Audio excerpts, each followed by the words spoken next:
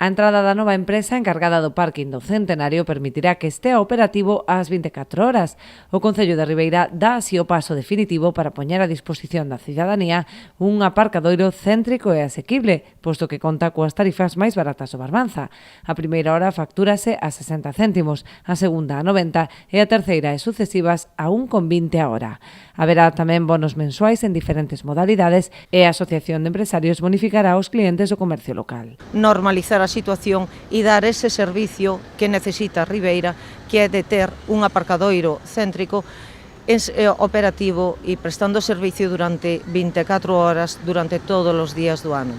E en eso estamos. Vimos de hoxe mesmo entrou en funcionamento a nova empresa Cicle, que é quen se encarga dese mantemento e conserxería desta instalación, e así tamén informar que se aplicarán esas novas tarifas que xa se habían aprobado, xa tiñamos aprobado no mes de xaneiro a través desa ordenanza fiscal, onde se establecen uns precios moi competitivos e moi baratos. Ademais deste contrato, o Goberno prevé adxudicar nas próximas semanas os novos aparellos de control de acceso e pago automático. Tamén está proxectada a reforma da cuberta para eliminar humidades que implicará a remodelación da Praza do Centenario.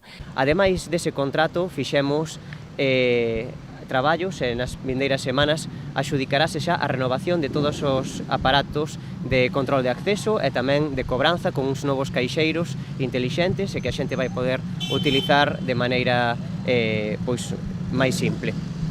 Ademais dese investimento na maquinaria que acadan os 169.000 euros de investimento, imos renovar toda a cuberta exterior, é dicir, vamos a facer unha reforma exterior da Praza do Centenario que vai permitir eliminar todas as humidades e filtracións que se estaban producindo neste momento neste aparcadoiro e, por tanto, durante este ano tamén se van a facer actuacións aquí que van a mellorar o servizo do Centenario para toda a poboación.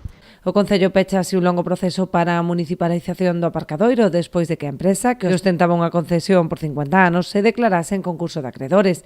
Dende entón, traballouse para rescatar a titularidade da instalación, apostando pola xestión directa.